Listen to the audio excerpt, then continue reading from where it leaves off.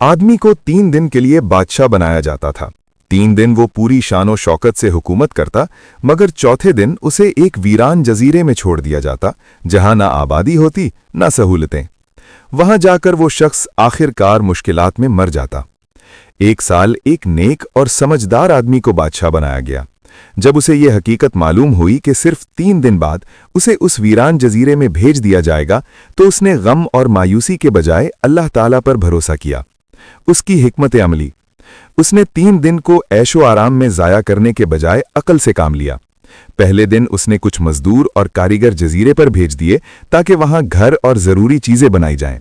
दूसरे दिन उसने खाने पीने का सामान, बीज और जानवर भेज दिए ताकि वहां जिंदगी मुमकिन हो सके। तीसरे दिन उसने मजीद लोगों को भेजकर वहां एक छोटी सी बस्ती आबाद करवा दी। जब चौथे दिन उसे जजीरे पर छोड़ा गया तो वो वीरान जगह एक खूबसूरत और आबाद मकाम बन चुकी थी। यूं वो वहां खुशी और सुकून से रहने लगा। कहानी का सबक, ये कहानी हमें ये सिखाती है कि अल्लाह ताला पर तवक्कुल करने वाला मायूस नहीं होता। अकल, सब्र और दूरअंदेशी से मुश्किल हालात को भी आसान बनाया जा सकता है। दुनिया की जिंदगी भी कुछ अरसे की है, असल कामयाबी इसमें है कि हम आखिरत के लिए तैयारी करें।